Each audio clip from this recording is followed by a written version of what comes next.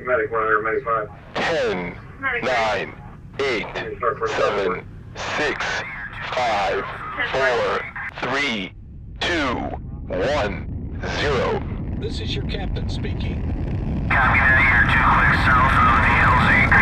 Medic 195. Medic 5.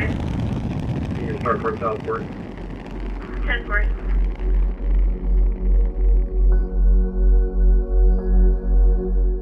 I started working in JQuat in 2019. Immediately after, I realized the potential of the students.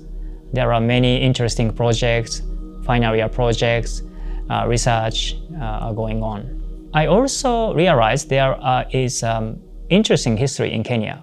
It has an interesting, unique history of the space development. In the past, they have launched satellites, Italian satellites from the coastal region.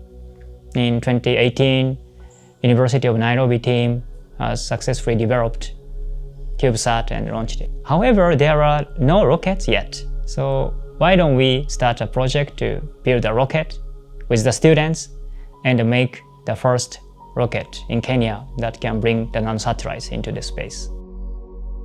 We had a kickoff meeting with the 20 students. And in the meeting, I told the students, it's very important to name this project. I didn't have any request except one. We want to have some name which reflects Kenya or Africa. And one student proposed this name, Nakuja. And they said it means I'm coming. We are coming to the space. In Nakuja project, we are making a rocket. This is student-oriented activities. Many students are so excited. They are separated into each expert group, avionics, airframe, propulsion, and working together for the common goal, which is to launch the rocket. And we are spearheading space development in Kenya. My inception with Nakuja was actually during one of the student engineering programs where Dr. Aoki was actually making a presentation for Nakuja, and it was very awe-inspiring. So I decided, let me follow him and ask him about it. And I spoke to him, and he actually referred me to another one of the students called Washington, who was part of the MVP, the initial team, and I ended up joining the avionics team. And from there, it became everything that I was for the remaining 3 years of my university life.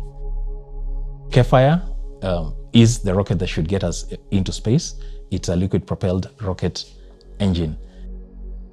Liquid-propelled rocket engines are very good engines. They can be controlled. They give us a high specific impulse. However, they are very complex systems. It is a gradual process where we have to understand the type of materials that we need to work with, how to work with the fuels, and how to control the fuels, how to control the ignition, how to build the combustion chamber, and how to integrate all these into the major rocket.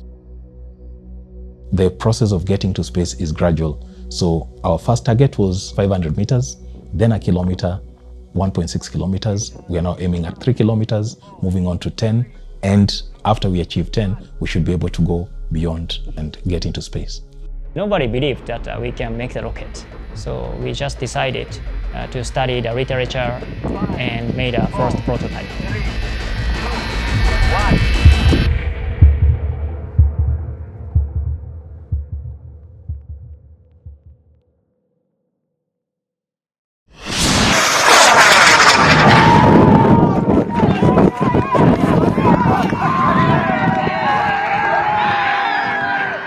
And it worked. Although it was very small, almost like a fireworks, but it worked. The students have surprised us in many ways. To start with, when this project started, we did not have aerospace engineering as a program at the university.